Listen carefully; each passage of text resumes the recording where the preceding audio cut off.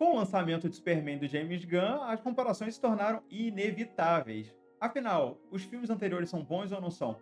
Por isso, hoje eu vou reassistir O Homem de Aço de 2013 e tirar a prova. Será que o roteiro é bom?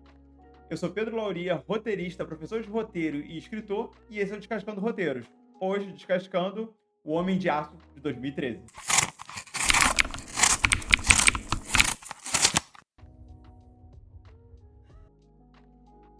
Existe uma particularidade que acho que vale a pena a gente conversar antes de adentrar no filme, que qualquer filme de herói, por mais que ele queira contar uma história de origem, ele já tem algo correndo por fora, que é o quê? O público meio que já sabe a história daquele herói, ou ao menos sabe a mitologia que vem pela frente, alguma coisa daquela mitologia. Então, por exemplo, a gente tá vendo essa cena inicial que podia gerar algum tipo de confusão, né? Do que se trata. Não, a gente já sabe. Ah, deve ser os pais Superman, aquele bebê deve ser o Super-Homem, né? Então, assim, é como se o roteirista pudesse contar já com um conhecimento prévio do público a partir daquela obra. Isso é muito específico dessas grandes franquias, dessas adaptações, e no caso, obras vindas do quadrinho. Mas vamos seguir com o filme.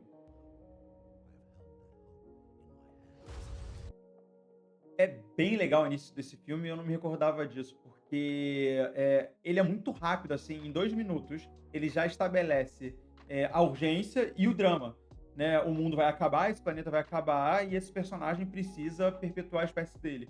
E isso para um público que vai sentar e já não quer esperar todo esse lenga-lenga, né, de, "Eu quero ver Super-Homem", é muito forte, assim, é muito rápido, é muito direto ao ponto, né. Não deixa dúvidas e traz uma carga, dramática, uma carga emocional mais pesada para o filme, que adiciona bastante ao tom dele, né. Nossa, e já estabelece o vilão, assim, em 3 minutos, né. Eu não me lembrava que a gente já viu o Zod tão rápido assim. E já mostra do que o Zod é capaz.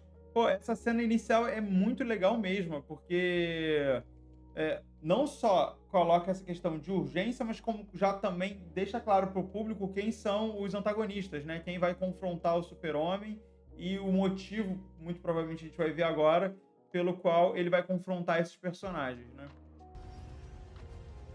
Mas também assim, né, vamos ser sinceros, todos os elogios que eu fiz pra a objetividade dos primeiros minutos de filme vão por água abaixo, porque logo na sequência o filme meio que vira Star Wars, né, porque, de novo, é um filme do Homem de Aço, do Super-Homem, a gente quer assistir ele, e agora o que eu tô vendo é um misto de Avatar com, Star Wars, com Star Trek.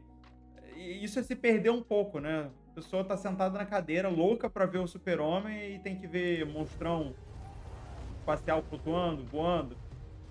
Não tem muito sentido, né. Parece que ele estava querendo fazer outro filme, né, e aí pediram: "Ah, faz Super-Homem aí". E aí, enfim, ele pegou um roteiro de ficção científica e misturou com o Super-Homem.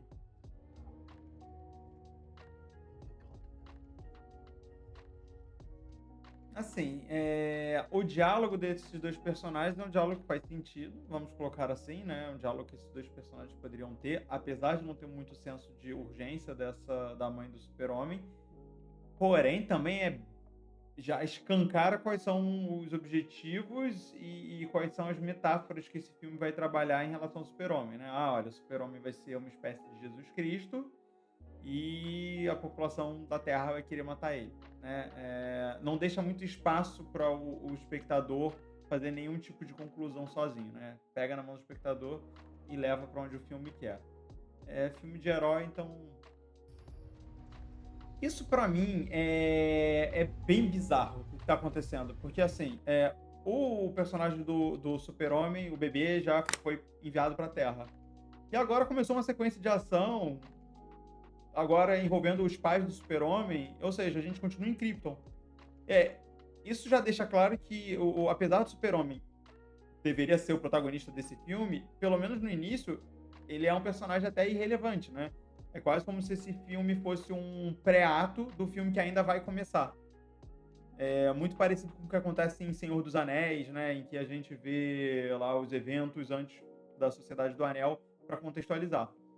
Porém, enquanto, em Senhor dos Anéis a gente precisa, ou pelo menos é bom que a gente tenha acesso àquela mitologia muito rica da Terra-média para poder embarcar no filme, no caso do Super-Homem, não. Eu só preciso do Super-Homem. Eu não preciso saber os pormenores de Krypton e nem da ação que tá acontecendo lá naquele planeta, né? É o que menos me interessa.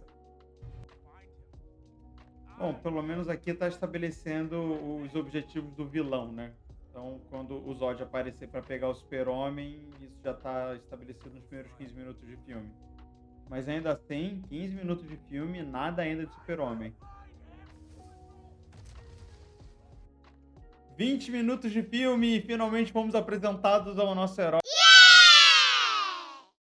que ainda não foi apresentado como herói, né? Só como um ator. Henry Cavill aparecendo.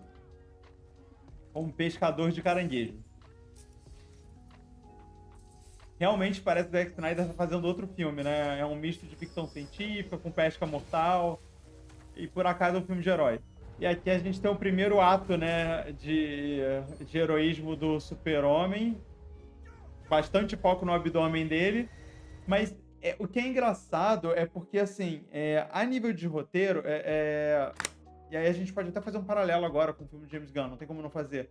Mas parece que tem uma certa vergonha, né, de ser um filme de herói, porque a gente já falou que o filme parece uma ficção científica, já falou que o filme parece pesca mortal, e quando o Super-Homem finalmente aparece fazendo um ato de heroísmo, ele não tá trajado, ele é só um homem sarado, bonito e forte. Mas, até aí, qualquer um pode ser, né? Não precisa ser o Super-Homem. Cadê a camisa colorida, né? Cadê o Super-Homem que as pessoas esperam assistir? Se a gente não tinha visto nada de Super-Homem nos primeiros 25 minutos de filme, a gente tem literalmente duas sequências em que o Super-Homem tá salvando alguém, e em nenhum momento ele tá uniformizado, né? Uma vez ele lá sem camisa e agora ele como criança no flashback. Essas cenas eu acho dele salvando o pessoal na plataforma que tá explodindo e essa dele salvando as crianças no ônibus tem 2 ou 3 minutos de distância. Não tem sentido narrativo nenhum, né? É só um flashback, mas também não tem sentido temático, porque, ok, a gente já sabe, ele salva pessoas. Aí precisa de um flashback pra ver ele criança salvando pessoas? Qual é o sentido? Mostrar que ele sempre foi bom? Ou que aquela não é a primeira vez que ele tá salvando alguém? Porque se for o caso, podia começar logo dele criança, né? Não precisava ter ele, bom, sem camisa. Acho que eu já respondi o motivo pelo qual a gente tem aquela cena. Esse filme, ele realmente não quer começar, né? Eles são vários preâmbulos em sequência. A gente tem aqueles primeiros 20 minutos de Krypton, agora a gente tem 20 minutos do Super-Homem jovem, e sei lá quanto tempo isso vai durar, na verdade. E o filme parece que não começa, né? Cadê o Homem de Aço? Eu entendo a ideia de ser um filme de origem, mas pelo menos agora, olhando em retrospecto, parece que tem muita vergonha de querer apresentar o Super-Homem. Parece criar muita justificativa pra gente querer ver o Super-Homem. E isso é meio doido porque, de novo, o público já conhece essa história, já conhece esse mito. Ela vai pro cinema pra ver o Super-Homem e ela é apresentada uma grande justificativa pra aquele personagem existir e pelo qual você deveria estar assistindo aquele filme. Eu nunca tinha me dado conta disso, mas o filme perde uma oportunidade dramática muito interessante, né? Que seria, ao invés do pai contar pro Clark que ele é um alienígena, o próprio Clark, jovem, descobrir que ele é um alienígena. E aí ele poderia confrontar o pai. E o pai teria as razões dele, obviamente, né? Queria preservar ele. E criaria pelo menos uma tensão dramática, que claramente não ocorre, né? A tensão dramática aqui é o Clark salva as crianças no ônibus, fala, pai, por que eu sou assim? Por que Deus me fez assim? E aí o pai fala assim, deixa eu te explicar, deixa eu te contar. É uma oportunidade perdida. Dica pra você que tá pensando em escrever roteiros, não seja preguiçoso e escreva uma cena de bar, de briga de bar, que todas são iguais.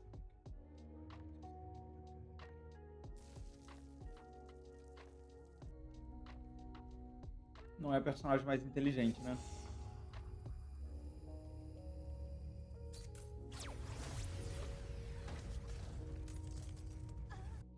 Isso é meio bobo, tá? Isso é uma oportunidade meio perdida também.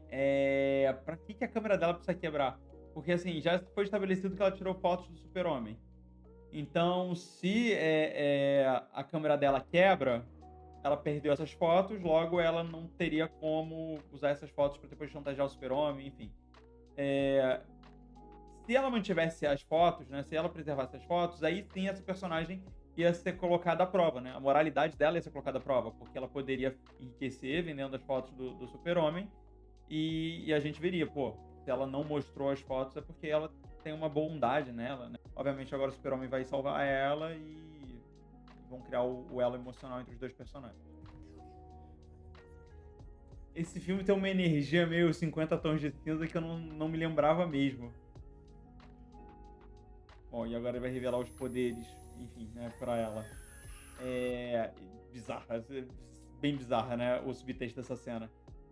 Mas é isso, né, o Super-Homem, ele não consegue se segurar. Se for pra salvar alguém, ele vai deixar bem claro que ele tem superpoderes.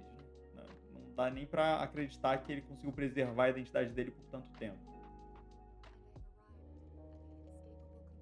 Então a câmera, na verdade, não quebrou porque queria mostrar o quão moralmente correta a personagem, não. A câmera só quebrou pra ela não ter uma justificativa material, né? Uma comprovação material do que ela viu.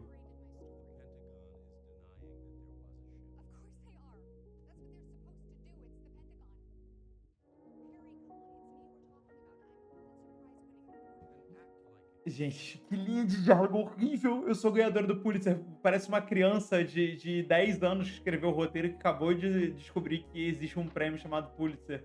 E não seria muito mais interessante uma Lois Lane que almeja ganhar um Pulitzer, almeja ganhar um prêmio, por isso que ela quer tanto essa reportagem desse homem superpoderoso? Não bastando o filme ter 20 minutos de preâmbulo, né, em que o filme não começa, que é só a história de Krypton, agora a gente tem que ver o diálogo super expositivo do pai dele, que a gente já viu, já se cansou do personagem, o personagem já morreu e a gente tem que ver tudo de novo agora sendo explicado pro Clark. Qual é a lógica da gente ter que, nós como espectadores, sermos obrigados a ver isso duas vezes? O filme realmente pega na mãozinha e fala: olha, esse é o vilão, esse é o papai herói do Superman, é isso que ele fez. Você tá entendendo? Você tá acompanhando? Não acompanhou? Vou te explicar de novo. Eba, só demorou 50 minutos pra gente finalmente ver o traje do Super-Homem.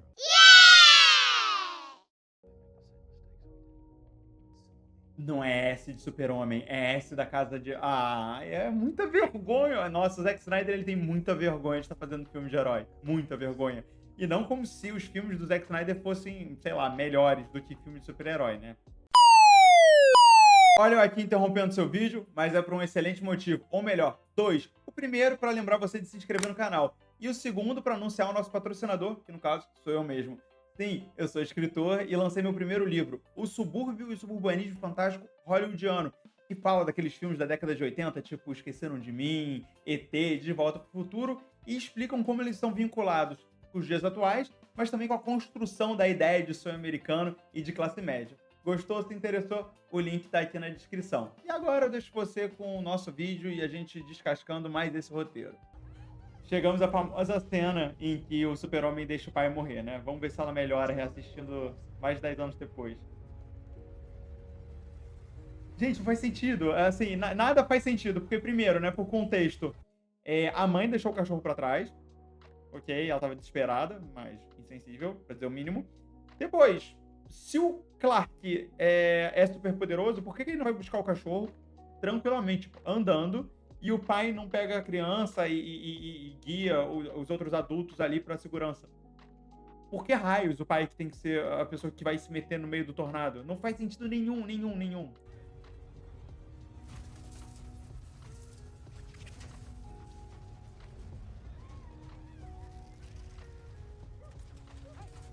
E o Clark lá olhando de longe, numa boa, tipo, papai vai morrer. Agora o Super-Homem não aparece, né?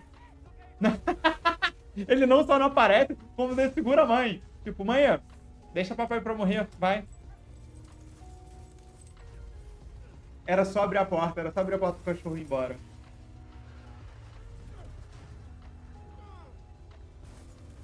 Cara, o Clark não faz nada.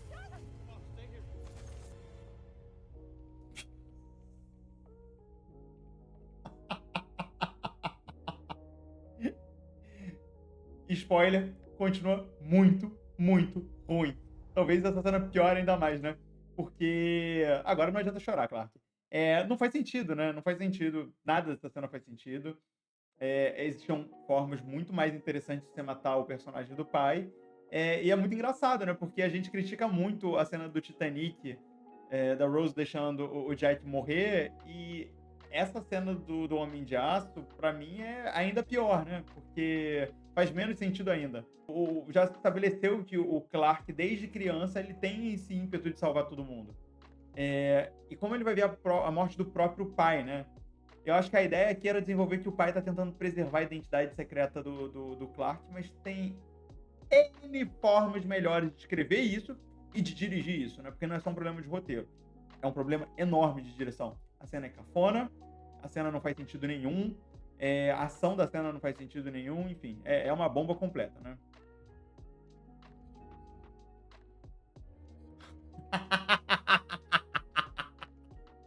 Não tem sutileza nenhuma nesse filme.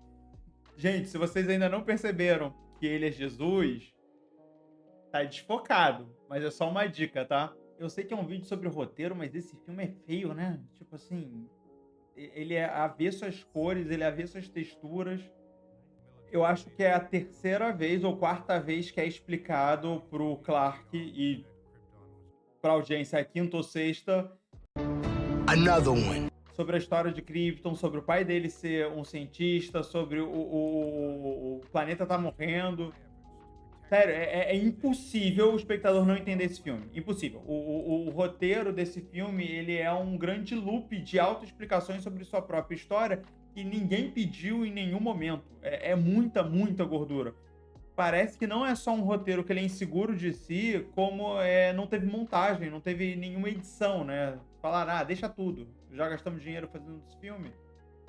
Cara, é engraçado que pra que esse roteiro mata os personagens se eles aparecem o tempo todo? É a morte menos sentida, né? São os pais do Super-Homem. Eles morrem, mas eles vão aparecer o filme inteiro, então relaxa, gente, nem precisa chorar. Não, ele morre e ele ainda, assim, não é como se isso fosse uma visão, não é como se isso fosse um flashback, não, não, não. Ele morre e ele continua atuando na trama, como um espírito, como se ele fosse o Espírito Santo. I get it. Cara, o filme não só ele pega o mesmo tema e fica reverberando, como cenas como essa também tiram qualquer autonomia do Super-Homem de tomar suas decisões e descobrir o que é a humanidade, né? Ele é só um ratinho num laboratório, né? E muito manipulado, inclusive pelo fantasma do próprio pai. What have you done to me? My parents taught me to hone my senses, and Caso você não esteja entendendo o que está acontecendo, o Super-Homem vai explicar para o Zod e para a audiência o que está acontecendo. Fiquem tranquilos, tá? Não precisa se perder, não. Se antes era Jesus que aparecia desfocado atrás do Super-Homem, agora o que é, né? Bandeira da onde? Diz muito sobre o que os estadunidenses se acham, né? Sobre a missão deles. is powered by something called a phantom drive. It bends Diálogo expositivo. Zod chip uses the same technology, and if we can make the two drives collide with one another, a singularity can be created like a black hole. Yes. So if we open up this doorway, Prêmio de pior diálogo do filme inteiro é essa, assim. that craft maxes out 17,000 pounds. É um bando de personagem falando e completando as falas um do outro para tentar justificar o grande objetivo do personagem, dando uma complexidade completamente desnecessária, né? E aí, de novo, o roteiro tem que pegar você pela mão e você tem que saber exatamente que aquele é um motor fantasma, que aqueles são os propulsores, que é a mesma tecnologia da nave do Zod, vapo, vapo, vapo, vapo, blá, blá, blá, blá, blá, pra tentar justificar o clímax, né? Mas é muito ruim, muito expositivo. Não obstante o filme ser finalmente alguém vai matar esse personagem. Puta.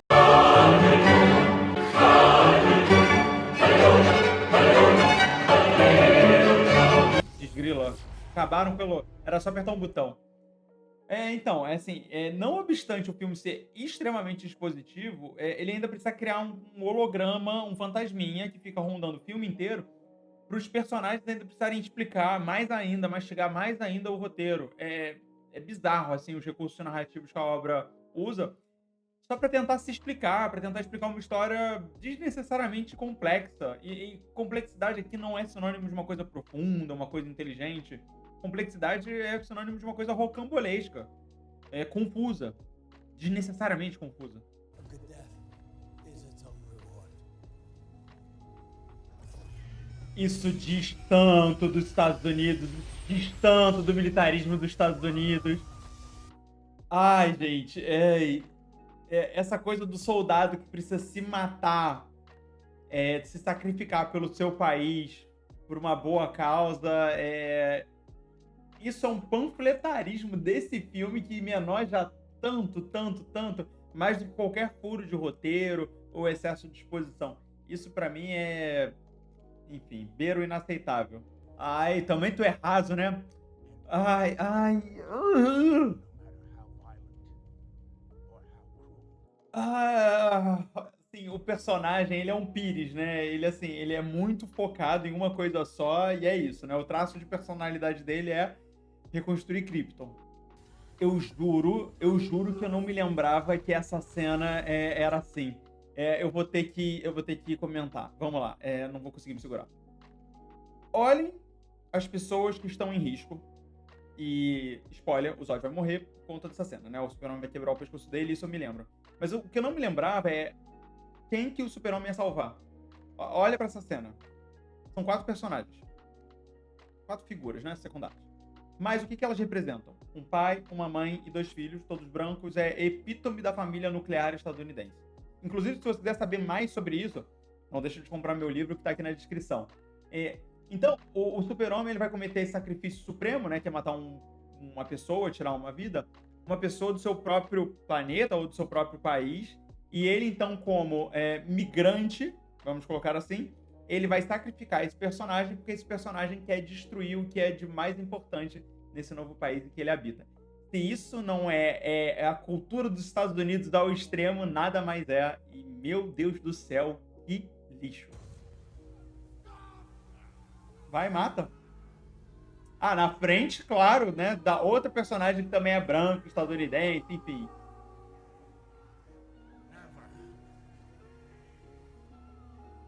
Olha só o sofrimento dessa família.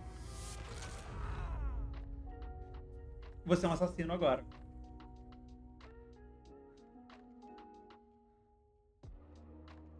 Estados Unidos.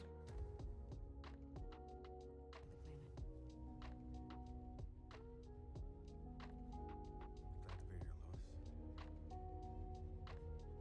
Agora o disfarce dele não adianta de nada, né? E esse foi o Homem de Aço. Vamos lá. Muita coisa pra comentar desse filme. Primeiro, questão do roteiro, né? O filme é uma barriga enorme de exposição. E não é só uma exposição sobre coisas desinteressantes. Porque ninguém se importa sobre Krypton, ninguém se importa sobre os detalhes das naves, sobre o que precisa para um personagem sobreviver no espaço, para fazer uma viagem espacial. Nada disso importa, ou deveria importar para a trama. Mas também é uma exposição que ela é super repetitiva. Então, o roteiro ele pega na tua mão e ele te explica umas 4, 5, 6 vezes. E isso, até para fazer um paralelo com o filme novo do James Gunn, me parece uma certa vergonha de se ter um filme de herói e quer se tornar um filme um pouco mais complexo de ficção científica. Mas uma boa ficção científica ela não tem que se explicar, pelo contrário, ela tem que gerar perguntas, ela tem que fazer com que você queira saber mais sobre aquela trama, aquele mundo, né? Isso é uma coisa. A outra coisa, que aí realmente não tem nem como passar pano, é em relação a esse discurso ufanista estadunidense que aparece ao longo do filme, mas que no final é pavoroso, chega a ser, assim, dá asco. Pra mim não rola de jeito nenhum. E pra você? Rola? O que você acha do filme do Zack Snyder? Você já reviu ele há pouco tempo? Você prefere ele ou então prefere o filme do James Gunn? Vai lá, deixa aqui nos comentários, eu quero saber a sua opinião. E aproveita e me indica qual é o próximo roteiro que o Descascando Roteiros deve descascar.